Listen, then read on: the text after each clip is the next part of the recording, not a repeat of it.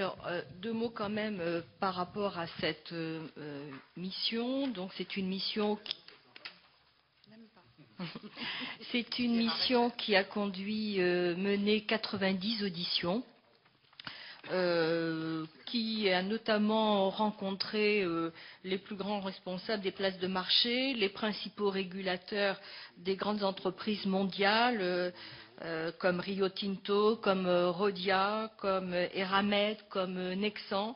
Et puis également, nous avons rencontré des spécialistes tant des marchés physiques que des marchés financiers, parce que les deux aspects sont particulièrement importants dans cette mission.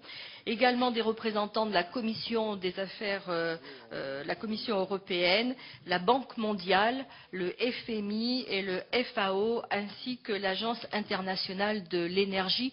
Donc, comme vous le comprenez, c'est une mission qui a pris l'angle d'ouverture au niveau international. Merci mes chers collègues. Je crois que voilà une présentation d'un énorme rapport de pleine actualité et d'une importance cruciale, tant au plan français qu'au plan européen qu'au plan mondial. Je crois que c'est le premier rapport que l'on a à l'Assemblée sur ces questions de matières premières. Je pense que ce sera une référence. Je voudrais, comme vous, commencer par féliciter la présidente et ses rapporteurs sur ce travail de grande qualité, parce que, en effet, vous avez auditionné 90 acteurs, mais pas n'importe quel acteur, des acteurs influents dans le domaine de la matière première, des acteurs de haut niveau.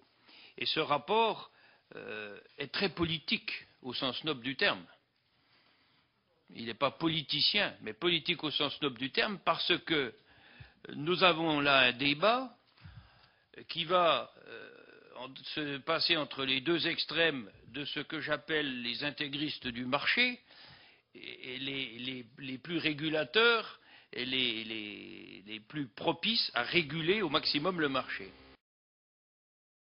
Bien, Monsieur le Président, pour me joindre à ce qui a déjà été dit sur la qualité du travail, on n'a pas eu le temps, bien évidemment, de feuilleter tout et de s'imprégner de tout ce qui est dit, mais à travers ce qu'on a pu regarder et ce qu'on a pu entendre, il y a un certain nombre de confirmations de ce que l'on savait, de ce que l'on pensait confusément, mais aussi un certain nombre, je vais dire, de nouveautés.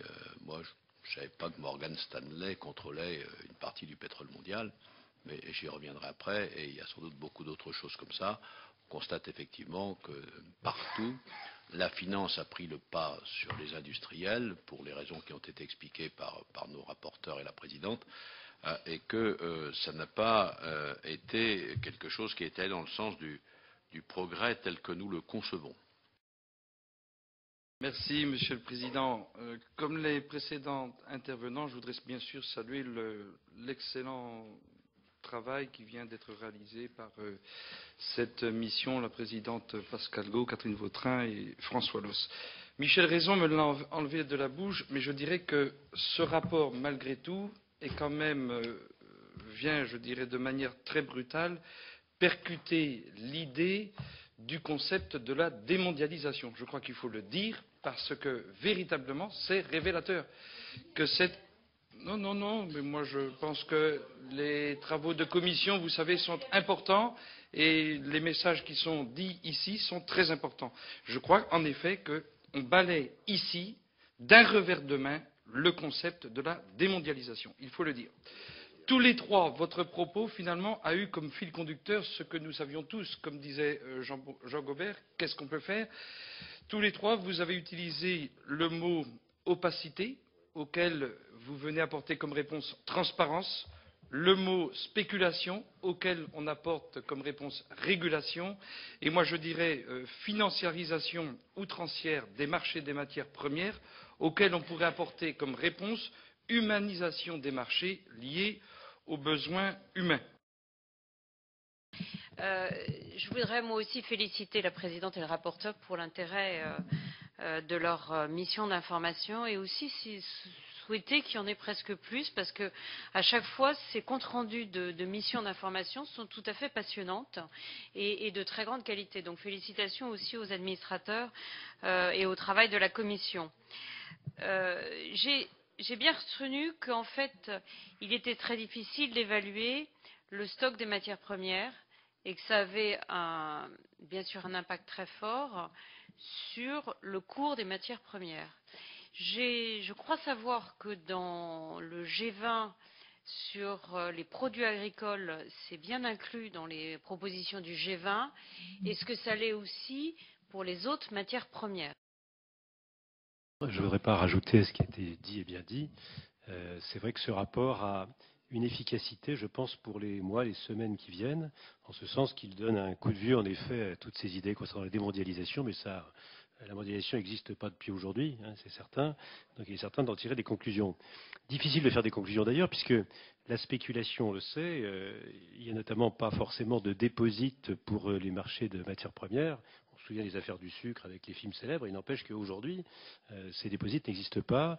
On parle de vente à découvert, c'est encore pire. C'est qu'en matière de matières premières, vous savez qu'on est en train de parier aujourd'hui à Chicago sur les céréales dans 4 ans. Donc ça veut dire qu'on est bien complètement dans un domaine spéculatif outrancier.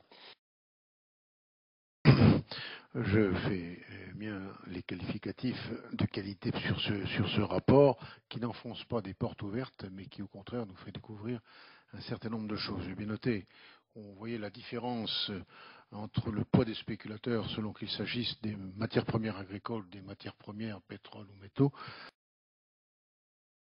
En lisant vos propositions, on a quand même le sentiment de la part de la majorité d'une conversion extraordinaire. Moi, je pense que vous êtes même presque comme Saint Paul sur le chemin de Damas, si j'osais une référence non laïque, et que vous êtes tombé du cheval en vous disant le libéralisme ne marche pas, il faut réguler, réguler, réguler. Hein. On parle de régulation à toutes les propositions. Je pense que, mes chers collègues, nous avons eu une présentation et à la suite du rapport très intéressante, avec un échange qui, je pense, vous a fort intéressé. Au nom de tout le monde, puisque chacun s'est exprimé, merci encore pour ce très important travail. Si nos collègues veulent bien vous autoriser à le publier, moi, je serai avec vous pour le remettre très vite, si vous pouvez le finaliser rapidement, sous une semaine, à la fois au Premier ministre, aux ministres concernés et au Président de la République. Je crois qu'il sera important de transmettre ce rapport.